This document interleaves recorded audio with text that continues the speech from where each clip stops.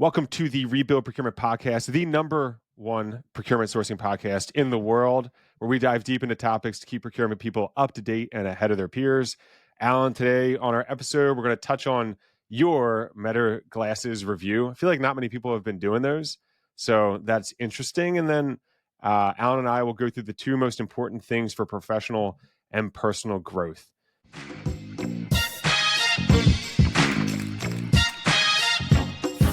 I'm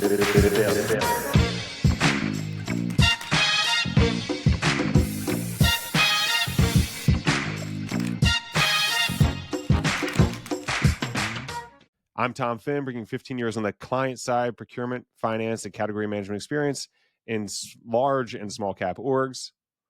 And I'm Alan Veek, a procurement geek on the sell side of the street. And I've assembled a team of superhuman procurement professionals doing managed services at a company that we call Summit. Hey, listen, thank you for picking up last week. Man, on your own shoulders. I'm glad Atlas did not shrug. That was a good topic, Sarbanes-Oxley. I enjoyed listening to it. It rarely is. One of your biggest rarely fans. is a good topic. It felt pertinent. Yes. Well, you might notice a couple different things going on with my face here. So first is this scruffy beard. Yeah. I spent last week in Boise, Idaho. Just growing it? Just growing it. You know, you got to go to a place like Boise to grow a beard. Everybody there has a beard. True. It is helpful, yeah. You fit right in. No, actually, I was out there for kicking off a client with a couple of team members. We had a fantastic time, but man, I got socked with the flu. Got completely clobbered with the flu. So last time this baby face was shaved was Thursday morning before I got on a plane. Felt terrible on the plane, and then I passed out for a couple of days at home. And now I'm on what I call my Allen solo retreat down at my dad's lake house down in southeastern Virginia. And yeah, so basically I'm like, I'm not going to shave. I'm going to try it. So I'm going to show you a picture of the last time that I basically. Oh man. Grew. Yes, exactly. Did it start the same way? I feel like most beards start that way. It's like, I got sick and, oh, nice. Yes. No, this was actually in the month of November when I was at Berkeley. And it was a couple of guys said, "Hey, it's like it's no shave November. Let's all get together and do this." Oh, it's good though. So this was like this is me after like 3 days without shaving. 3 days? That takes me it'd be like 3 months for me. Yes. And my favorite story about this picture, obviously I was a slightly younger man. There was a new dude who came into the lab, a new postdoc who joined our lab like midway through November. And then on November 30th, my wife said, "You're absolutely shaving that beard off." And I said, "Okay." And I shaved it off, and I came in the next day, and David White from the UK, he kind of took a step back, and he was like, "What happened? You look so weird." And I was like, "No, David, I looked weird before. This is the normal me." It's always the starting point that gets judged. That's why usually when I meet people, I have I wear glasses, but I wear contacts a lot. So I get the same exact thing. It's like, I didn't know you wear glasses. That's right. And that's right. Yeah, that's because I'm usually a contact guy midday. Yes, I'm a contact guy as well. So you look like you're wearing some glasses there, Alan. What you got on? I'm wearing some glasses. Something else going on my face. These were a Valentine's Day gift. These are these famous, cool, hip, trendy Ray-Ban MetaView glasses. So they're AI glasses, so to speak. Yeah. How do you like them? Have you been wearing them around a lot? I have not tested. I've watched a YouTube video or two, but haven't seen them much out in the wild still. Yeah, so I did the same. I went and watched some YouTube videos. How am I supposed to use these? What am I supposed to do? And I have another really good friend I received this as a Valentine's Day gift. What do I do with them? What do I do? And he was like, "Wear them, stupid." Oh, okay. Try. So I have found them, like most of the YouTube reviewers, interestingly useful. They don't do too much, but what they do, the little bit that they do well, or well enough, and you can kind of see a glide path to doing better in the future. If these are versions one, if this is version 1, then I can see how this is another device that people will have in their life. It's like, what was the most recent thing we added? We probably most recently added like the Apple Watch. Yeah. Came to the constellation of devices. I could see these glasses doing the same, especially if they keep adding features that make them more relevant. Yeah. I mean, for the Apple Watch, I have one that's like more recent one, and it has I think the only improvement they've made over the past like 7 years, this one, and I had to pay more for it, has like an upgrade, is the battery lasts 3 days versus Bingo. like 23 Yes. hours. So I think those Yes. probably have a lot more on the uptick for improvements versus Yeah. where Apple Watch is. Well, the battery life is one of the upticks. So I mean, look at the form factor. It's like you can barely tell. They're slightly thicker glasses. They might be from like the 1950s. No, but people or have something, that but they're style. still That's hip. the great thing they did about it. Like they partnered with the company that mass produces style when it comes Bingo. to glasses. Yep. So Yeah, and they're very comfortable. I don't find them heavy. I don't find they don't shift. If I look down, they don't drop on my nose. I mean, they're a very good fit. But the battery life is, if you're using them continuously, which you might use for music or talking on the phone or listening to podcasts, wait, can you like they only hear last through 4 them or hours. something? Do they have? Okay, so this is Yeah. revelation number one. Yes, you can. Oh, no way. You would be blown away by the sound quality that they get from putting two speakers, one above and one below the frame, right here. No way. It's right here. Oh, it kind of like throws Yeah. it in your ear. Yes, Oh, and interesting. the audio quality is sick. It is unbelievable how good it is. It's unbelievable how good it is. And I've had people sitting in the room with me, and I said, "Can you hear this music I'm playing?" And they say, "No." If I get really close, they say, "I hear this little buzzing, but I don't hear the voices. I don't hear people talking." Yeah, it is an interesting game changer that I wasn't expecting. So it's quite compelling. The other two, so you can play any manner of audio. That's Okay. one thing. You could take phone calls, which is actually quite good. So there are 5 microphones around the glass area here, and it does a very good job of noise canceling, wind canceling, so you can just be walking with them. Oh yeah. So that's so it kind of has this audio feature that includes phone. That's the one killer feature. Second killer feature is right here or right here. There's a camera, like the and top the camera, corners, outside corners. yes, and the camera takes obviously pictures and video, and it's very decent pictures and video. So that's the second killer feature. And then I'm trying to set this up as it does a few things really well, but it's only a few things. Yeah. And the third thing it does is it incorporates meta AI into your ability to communicate with it. So you can just ask it questions as you're sitting around, and meta AI is not quite great yet. I wish I could replace it with my Google Gemini or something that I tend to find a little bit more useful. But it's good enough, so oftentimes I'll be sitting reading a book or reading my phone, and I'll think to myself as I'm reading an article on my phone, oh wait, I want to figure out something about that. You could just talk to it, and boom, in your ear comes a short description of whatever you're looking for. Oh no and way! It's because it's a different device. You're not interrupting your reading. You continue reading, and it's talking to you about maybe something you don't understand in the article. It's interesting. It's so you could be just as like an example though, Alan, to pull on that thread. So you could be reading whatever, a magazine article or just reading something on the screen on your computer and be like, hey, can you summarize this for me? And it'll summarize that. No, because that would be cool if it kind of chat GPTs what you're watching, right? Or what you're looking, or like, hey, who's that actor that I'm looking at right now? It's like, boom. Okay. Yeah, no, you can do that. That you can do. So what you could say, what am I looking at right now? And then it'll fire up the camera, take a photo, and come back and say, it appears that this is what you're looking at right now. And apparently I haven't done it yet. Movie. You can open your a television. Some unknown movie. But apparently you can open your fridge and you can say, what can I make for dinner tonight? And it'll and then come back with something like, okay, it looks like you have eggs. Cool. It looks like you have bread. So it's and those are, I think of those as like gimmicks. That's like it's a little gimmicky. Yeah. But you can see where this is going. And I think it's going to be quite a useful feature to have another device that does AI right into your ear that nobody else can hear. And don't underestimate how cool it is to hear someone talking to you but not have earbuds in your ear. Yeah, because the buds is kind of like annoying. Yes. Like it's okay when you want to have sound out, right? You don't want to be hearing. For example, going for a run, or like right now, maybe you want to have just the sound not included. But yeah, for like just walking around during the day, like I think even to today, people kind of, tilt their head and give you a look. Like, say if you're at the cash register when you're paying for something, I always take my earbuds out in case, or if I'm passing someone as I'm on a run, I always take my earbuds out in case they want to say like hello, or give them a hi, and then they say something back, you could hear them.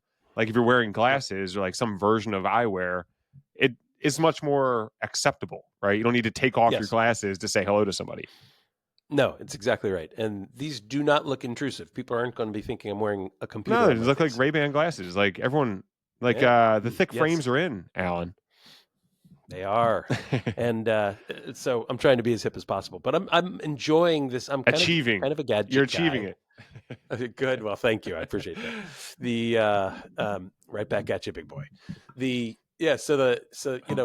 Like I love playing with gadgets, so I'm having a fun time playing with these gadgets. And most of the YouTube people who have done reviews do 6 month later reviews, and they've got many more stories about. Okay, I use it for this. I try it for that. I enjoy it. But enjoying it though. Yes, enjoying it. So, like, here are a couple things though that I can already see. There aren't many apps that integrate with it today. So obviously, as soon as we go down that path and I can put everything that I do on my phone into the glasses so it could be read to me, or it integrates with the MetaView app, then it's great. Like the biggest downside that I feel these glasses have is, how Apple has the walled garden where they don't let others in? Yeah, through the App Store, you can submit and then you have to get approved. Yeah, and so, Apple is kind of forced to play nice with Google and with Microsoft, but they don't really. Like there are integration issues there.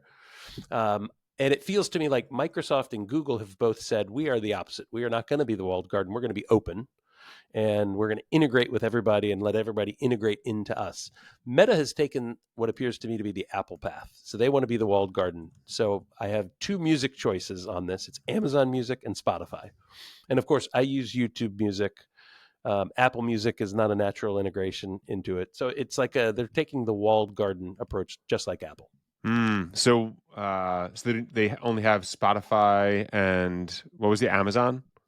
Amazon Music. Yep. So luckily, I'm an Amazon Prime subscriber, so I'm learning to love Amazon Music because it's here. Yeah, I know. Yeah, Amazon Music though, don't you have to pay for the upgraded something on Amazon Music? Maybe. I think so. I don't. I like. I use similar to the. Well, I mean, I have Amazon Prime too, but the YouTube Music's the one I've been leaning on more recently. Yeah. But yeah, I was listening to Amazon Music significantly. Yeah. For a long time. Yeah. So just to give scale, so the Meta Ray-Bans since I don't know Essilor. What is Essilor? The quick number that I came up with, it was like 2 million units of the glasses. I don't know if that was a plan or what that was, but just for scale, let's say that's right. Yeah. The iPhone sold over 200 million iPhones last year. But yeah, those are they're a new entrant, new total form factor. I guess the really interesting thing will be when they start having video on them, right? Yeah. Like, I don't know. And they don't. They don't. Yeah, they don't. On the glass. But that'll be the game changer, right? That's exactly right. So that you could see that's going to be in the future. They're going to start doing some AR overlay. And then the other thing I was thinking as I was walking in them the other day and the battery life was low is, can we do some sort of photovoltaic capture, like recharge the battery with light that comes in through the glass itself? Why not? Ooh, why not? Yeah, I think they have see-through see-through rechargeable panels now, don't they? I think they do. That'd be interesting. Or you could build it in the peripheral of the actual black frame itself or something. I don't know. It feels like you could be collecting solar charge. Yeah, I mean, how much electricity do you want in your head though, too? like if it's going like 15 watts or whatever like fast charge is like right on over your nose. Yes. Test some medical things out. We've so left behind the notion of are you worried about electromagnetic interference around your head? No, this is like wrapping your head.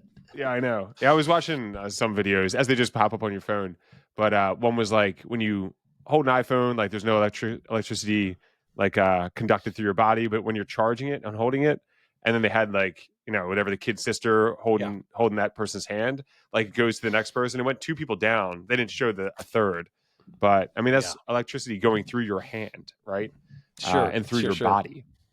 So you have that, Yes, and then the Bluetooth aspect of it. Whatever. There's studies, but nevertheless, uh, 24/7 yes. might do something versus 7 hours. I But survived the bad flu. That's not going to kill me, Tom. Nothing's going to kill me. yeah, electricity, Bluetooth, waves. No, thank you. Doesn't matter. Yeah. Well, that's cool though, Alan. So I anyway, like so that. that's That's a good Valentine's Day gift. yeah, it was. My wife scored big. She did a great job with this. She knows I love gadgets. Sometimes she buys me some gadgets. It's like, okay, that didn't work, or yeah, that's not so interesting. But this is 10 out of 10, maybe 11 Yeah. out of 10. Did you ask for them, or did she find them on for you? No, she works for a company where her boss was an early adopter, and then several people on his team bought as well. So she's seen them around the company, and she said, "Yeah, Alan, I think Alan would love that." So I do. So far, it's a great experience. Awesome. They're very cool. Yeah, So so I think so. couple. Yeah, we had that initial topic, Alan. So my just for my daughter's home. So Brandon can cut that, but my daughter keeps walking over asking for a snack. So Yeah, the things didn't we see. deal with. But Cutie the pie. so I guess that's pretty cool on the front end here. And then similar to the interesting, like the being interesting, we had on the back end here, Alan. I mean, you tee this up for the Yeah, information and the I'll I'll tee connections. this up. I'll tee this up. So uh, when you get to be a 55-year-old guy, you've met with a lot of younger professionals, even young kids, friends of the family, friends of your kids, who kind of want life advice, and they come and they say, "Hey, Yeah, what do I need to be thinking about? What do I need you to be look paying attention to?" mature. You look mature. Yes, You look you like look like someone you've that learned a thing or holds two. life advice.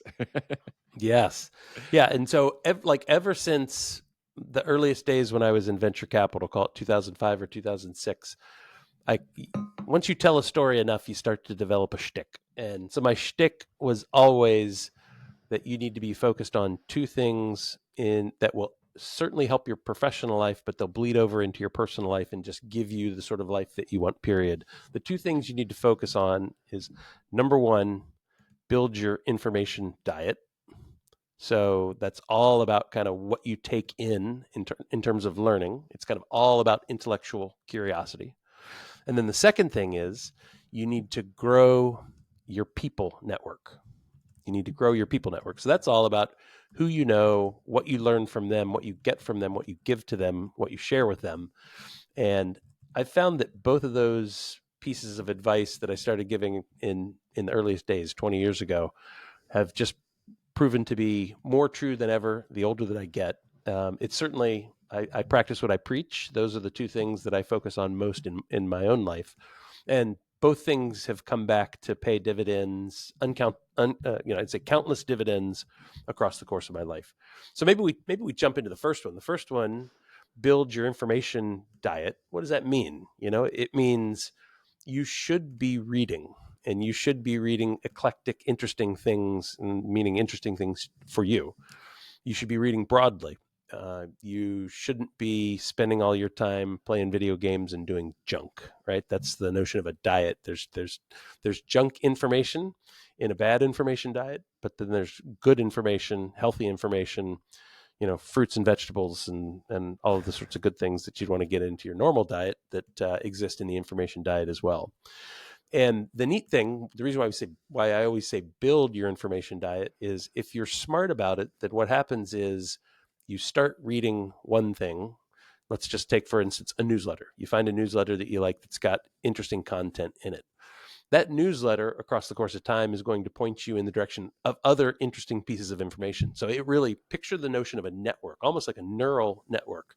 What you're trying to do is you're trying to pick a starting point for your information diet, and then across the course of time, grow it in a direction that's going to be interesting and beneficial to you. And it'll broaden the way you think about things.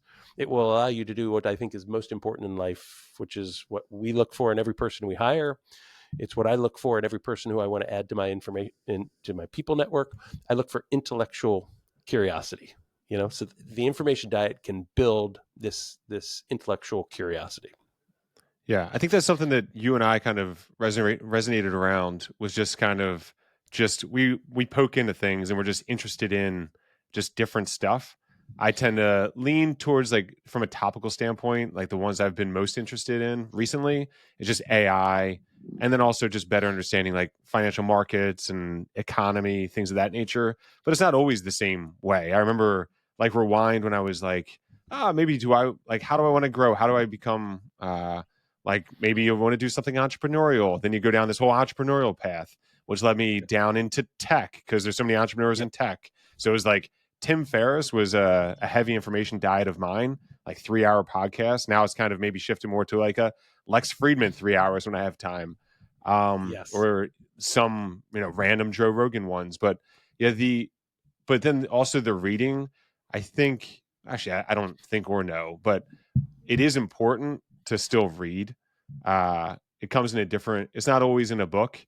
I do try, and I probably download way too many. I go through like Libby. I realized I bought too many books at some point and I wasn't getting through them all. So I start using like Libby, and I get through some, and then Smart. audiobooks, things of that nature. But yeah, getting that broad sense of, like, if you're interested in things and you start learning about things, you become interesting. That then kind of Yes. leads into you're interesting to other people to talk to.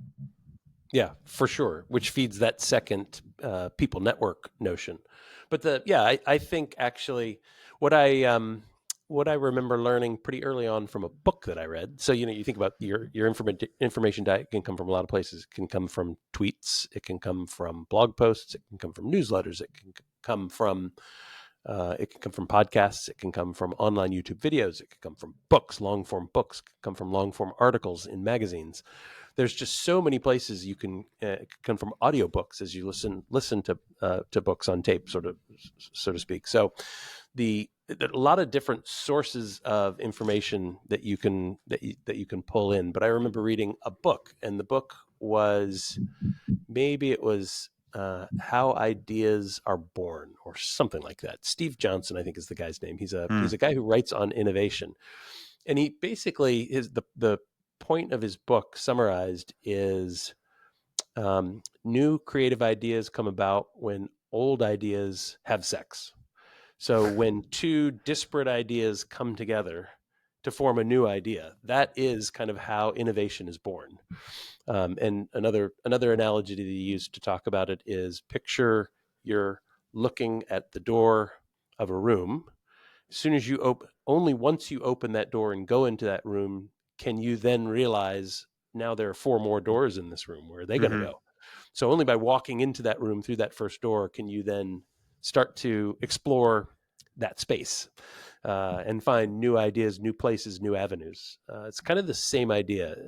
It was a fascinating book, because you realize, we don't tend to think about this big idea of what are ideas. How do we learn? How do we accrue knowledge? And it was a fascinating, eye-opening thing for me. And I find that the information diet topic is all about driving your intellectual curiosity to be innovative and creative.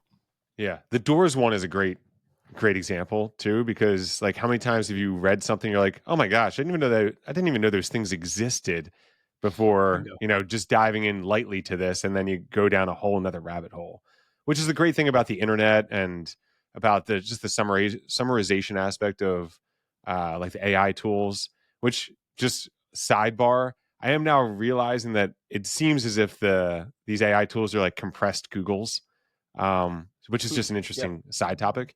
But, like, it allows you to quickly understand like what those doors might be, and then just, like, more quickly, iteratively go down those rabbit holes, and just kind of get some of that context, and then tie those together. It's Yep. just like a great time for learning. Yeah. Oh, yeah, for sure. So that's kind of, my notion of being here at the lake house, where my dad and his wife have decamped is a solo retreat, and the whole idea is meant to. I'm going to use some quiet time to feed my information diet, but in addition, I'm going to use the quiet time to visit some old friends in my network. So develop my people network. This is a good story. There's a fella who I met. His name's Willie. I met him in Pittsburgh. We were actually It's both like of half the us kind of population of in Pittsburgh is called Willie, right? well, just about, yeah. At least a middle name is Yeah. Willie.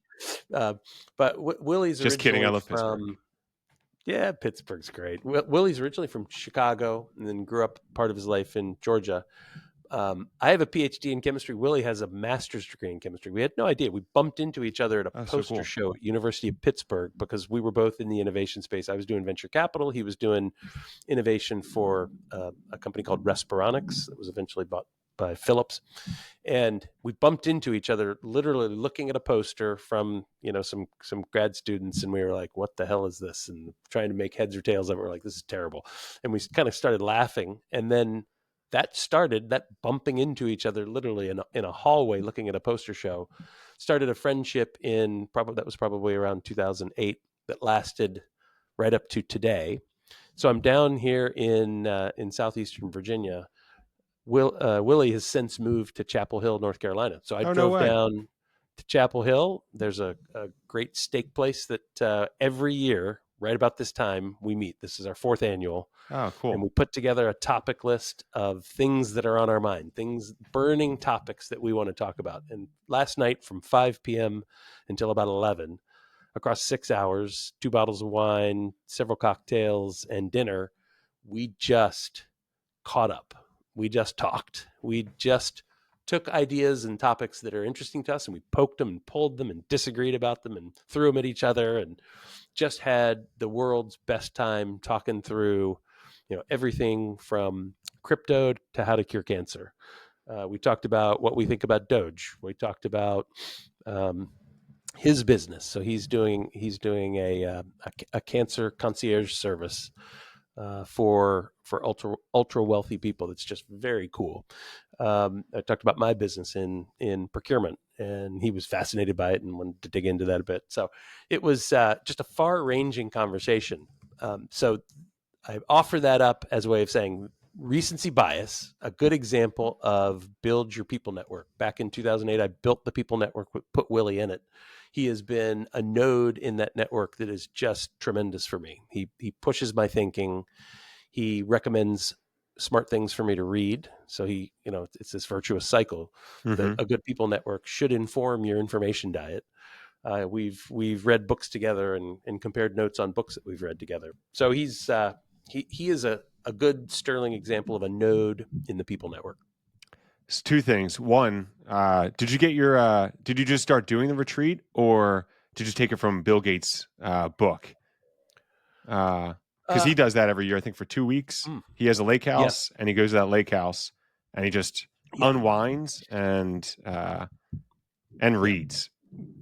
Yes. So there definitely was some synergy with the Bill Gates story and some others who do the same thing. The whole notion was we don't have enough quiet time where all we do is think. And it really was meant to be put everything away and just sit and think. And I think I shared with you before we started the podcast, like that's broken down a little bit with the busyness of life. I've been on some Teams calls and phone calls, and people are trying to get at me. It's one of my goals in life to figure out how to fix that so that this does become a guaranteed time where there's no interruptions, and it really is just creative thinking time. Yeah. But yeah, that's the whole idea. And as you know, you're in the thick of it with kids. I was in the thick of it with kids for 30 years. There's a time in life when you can do this, and there's a time in life when you cannot do this, not easily. Yeah. So yeah, just be patient. Wait your turn. No, your turn's coming up, Tommy. It's impossible, Alan. It doesn't happen. I'm not good with patience. But no, just to the second point, exactly as you're talking, I've actually been talking with my wife about this. In that, there's kind of 2 things. One is I have young kids, right? So you can't be hosting so many dinner parties, while you're trying to get your kids to bed by 8:30. So yeah, there's that aspect of it, and not wanting to put it on the other parent. But during like the work from home kind of messes with that a bit too, right?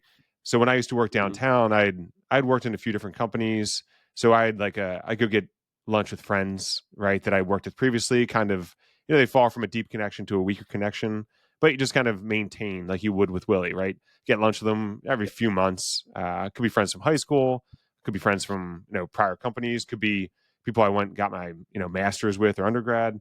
So there's that aspect of it, and I need to figure out a way to start engaging people again. Something I've just recognized over the past probably like month.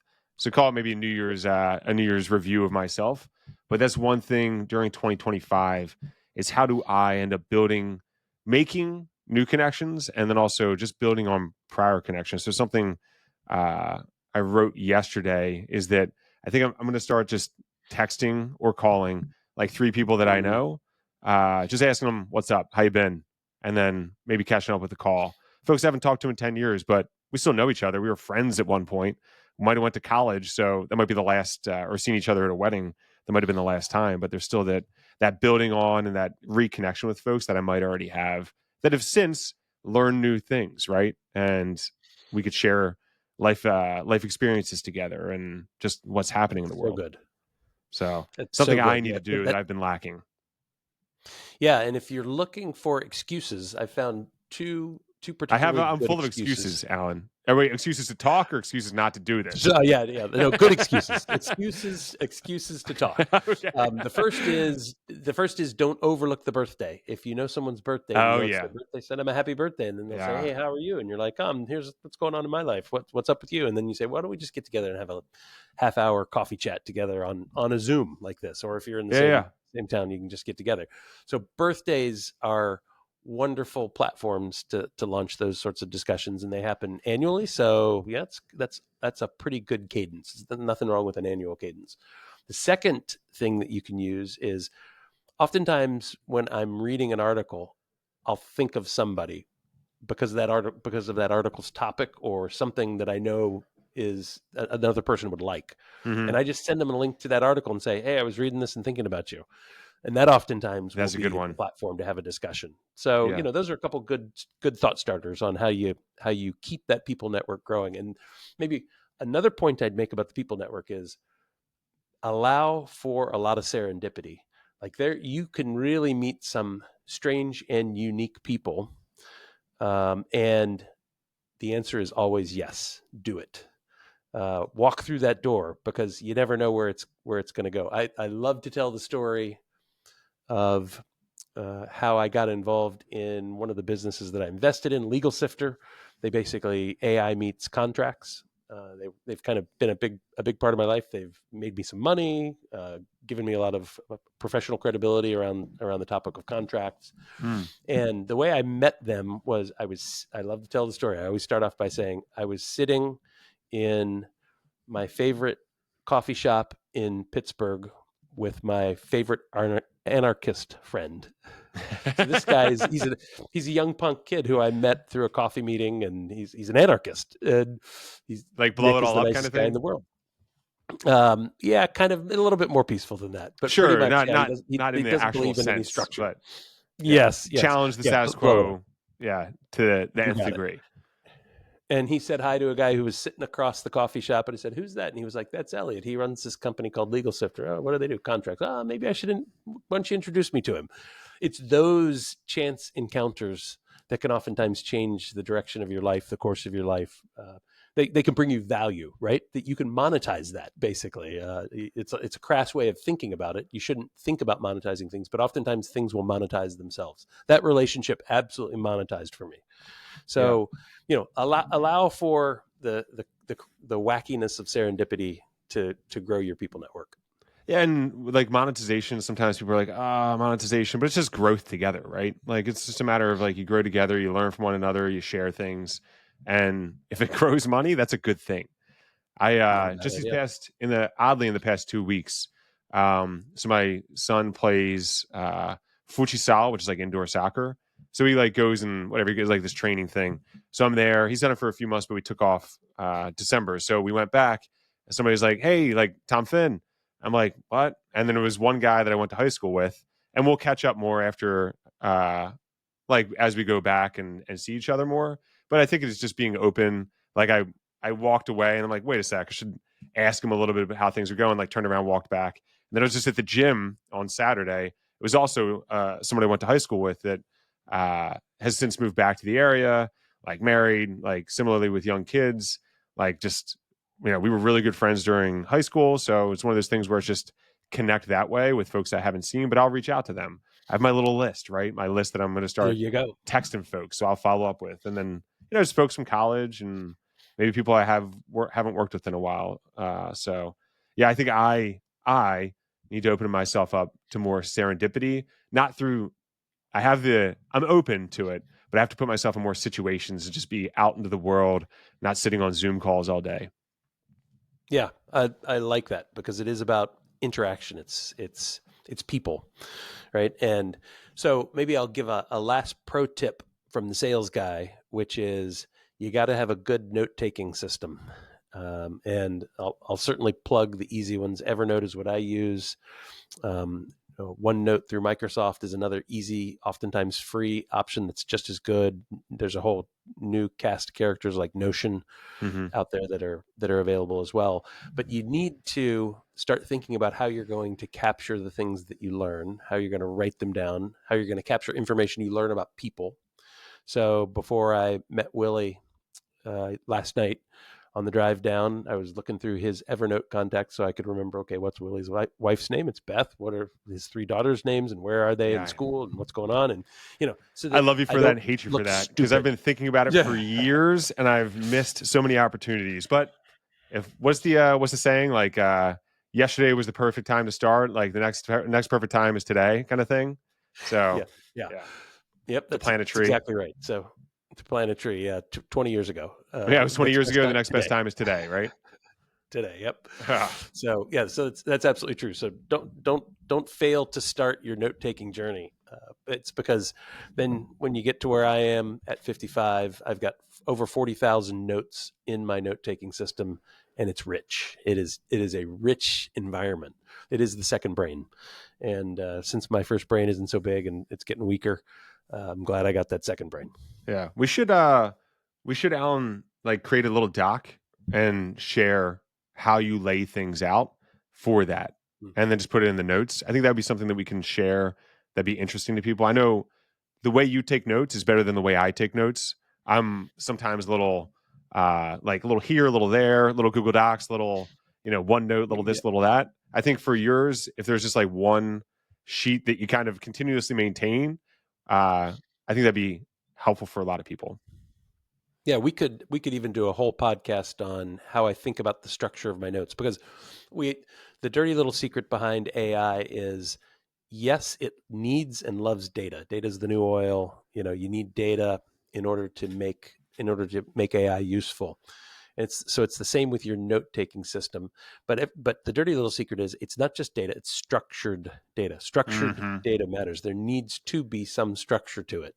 So yeah, I'm happy to, me, I can talk forever about these sorts of things. I'm happy. And I also love them kind of how I think about structured data. Yeah. I think one of our first pods was on like the importance of notes. Right? It was like, yeah. I don't know how much. Only behind Sarbanes-Oxley can that sometimes be interesting. Yeah, it is. But I love it. It's good. It's good. Yeah. It's good. So happy to talk about that anytime. Cool. Good deal. I feel like that's a good place to end here, Alan. We had a few other things, but I think that's a good place to end. What do you think? And it's good. It's good to be back across the table with you, Tommy. Sorry, I missed last week. Happy you're feeling better, Alan. Thanks for holding the rebuild world up. Everybody was happy, and it was fun listening to you talk Sarbanes-Oxley. That was good. I'm smarter for it. How it ties together with Doge, right? What can the government do? Be more efficient, like they demand of private companies. So efficiency is a relative thing, but just be better structured. All right, I'll outro us here, Tom. On behalf of your humble hosts here at Rebuild Procurement Podcast, we are Tommy Finn, our solo silver-tongued spokesman, and your prophet of procurement, Alan Veek, hoping you will make this a powerful and productive week in procurement. Bye-bye. Bye-bye. Thanks for joining us on the Rebuild Procurement Podcast. Like and subscribe on YouTube, Apple, Spotify, or wherever you get your podcasts to stay up to date on the latest procurement content.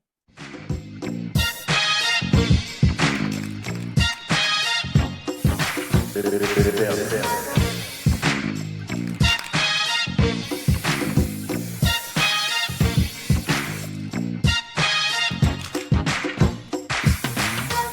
me, and you won't hear the word